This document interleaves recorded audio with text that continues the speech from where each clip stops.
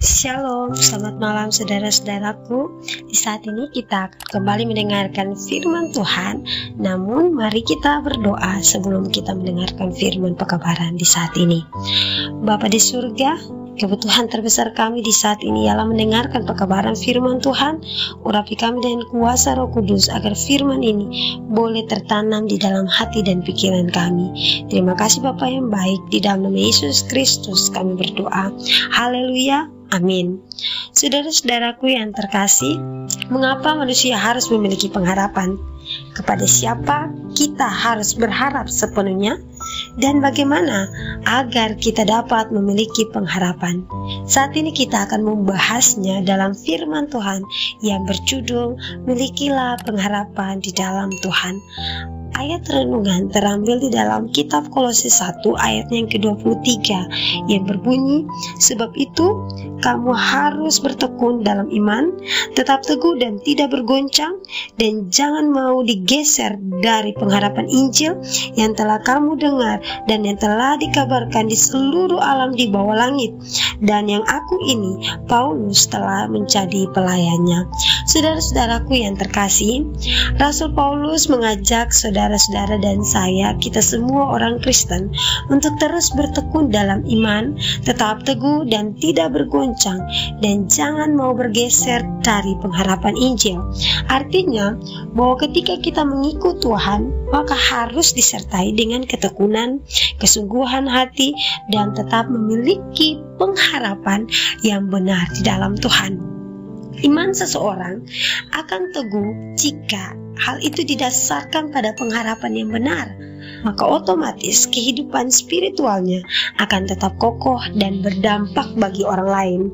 Saudara-saudara, ada banyak hal yang dapat mempengaruhi kita untuk berpengharapan, yaitu ajaran agama, psikologi, ilmu pengetahuan, dan lainnya yang kelihatannya menjanjikan, tetapi sesungguhnya menjebak kita kepada suatu pengharapan yang sia-sia. Pengharapan seperti ini membuat kebanyakan manusia mengandalkan sesuatu yang dianggap dapat menjadi sandarannya, namun tidak ada kepastian. Namun saudara-saudaraku, Injil mengajarkan tentang pengharapan yang pasti di dalam segala aspek kehidupan kekristenan, seperti pengharapan dalam keselamatan, pemeliharaan kesembuhan, pemulihan hubungan, baik itu dengan sesama maupun dengan Bapa kita yang ada di surga, dan tentang rencana masa depan yang indah. Saudara-saudara, ajakan Paulus untuk tidak bergeser dari pengharapan yang dimiliki oleh orang Kristen sebagai murid Kristus bukanlah suatu bualan semata, melainkan terlihat di dalam kehidupan Paulus secara kerohanian. Kita patut mengikuti keteladanan Paulus dalam perjalanan imannya, di mana dia sebagai seorang murid Kristus yang memiliki pengharapan yang benar. Ia dapat mengakhiri garis finish dengan baik karena memiliki pengharapan yang benar, yaitu pengharapan akan Injil. Dan teladan Paulus inilah yang mencapai garis finish harus menjadi pelajaran untuk saudara dan saya. Ada 3 hal yang begitu luar biasa yang akan kita bahas di saat ini. Yang pertama, bertumbuh dalam kebenaran. Saudara-saudaraku, Paulus menyadari bahwa janji Allah bukanlah isapan jempol belaka, melainkan suatu kepastian, sehingga Paulus memiliki kerinduan untuk terus bertumbuh di dalam kebenaran, meskipun dia menghadapi berbagai macam tantangan yang berat.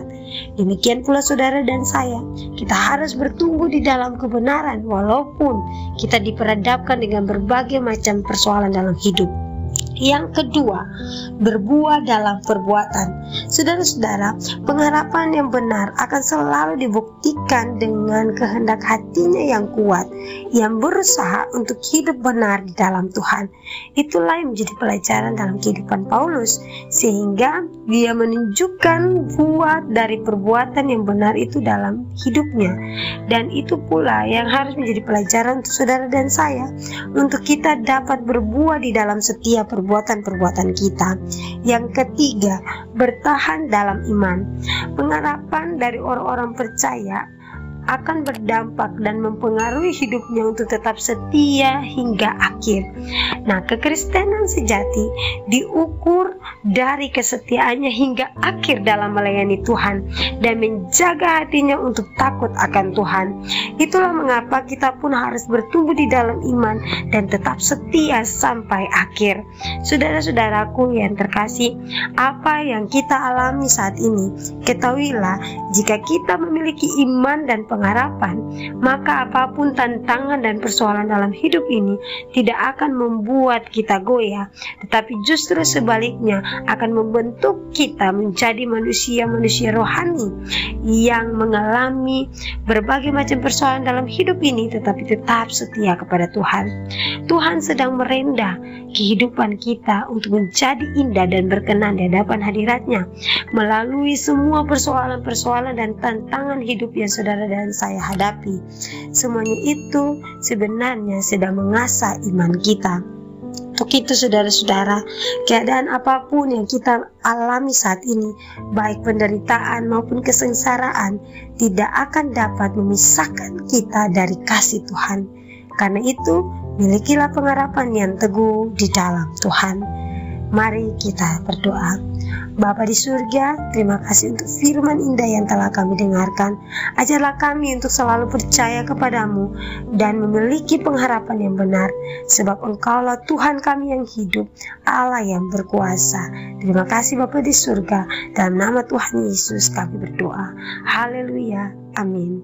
Terima kasih, Tuhan memberkati kita semua.